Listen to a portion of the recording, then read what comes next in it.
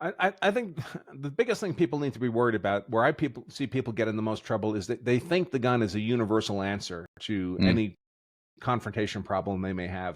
The gun is only an appropriate response to a deadly force threat. And if you look at the Department of Justice crime statistics, you're 5 times more likely to be the victim of a non-deadly force threat than a Mm. deadly force threat. So the gun is the appropriate defensive response in maybe 20% of these criminal confrontations. For the other 80%, you need a non-deadly force option. You need Mm. pepper spray. You need, uh, bare hand skills. You need something other than going to the gun. But people don't. They get the gun, they carry it around, they stick it in their purse, whatever, and they think, all right, now I'm all set for confrontation.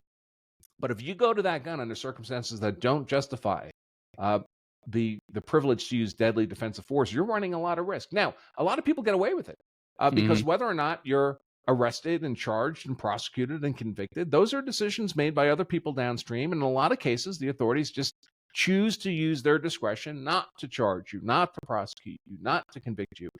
And people read about those events and they conclude from that absence of a charge or prosecution or conviction, well, that must have been lawful what that person did. But that's not necessarily the case at all. It's often just an exercise of discretion by people in authority, not to make you suffer the legal consequences for what you did. If they wanted to use their discretion differently for a variety of reasons, maybe it's politically motivated, maybe there's some kind of racial disparity in the confrontation that makes the case attractive to them. Maybe they're bored that week and they don't have a lot of work to do, so they decide, well, we'll hand this one to the new guy we hired in the prosecutor's office, give him a little trial time, see how it goes. So they're not thinking of you as a human being. You're just like a Lego character in their world.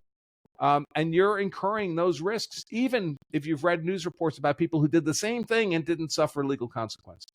So we have to be concerned not with what the criminal justice system might do to us if it's feeling kindly disposed to us. We have to, just like in the physical fight, we have to be prepared for what the criminal justice system can do to us if it wants to throw the book and stay so far within the legal boundaries that, again, we make ourselves an unattractive target for prosecution.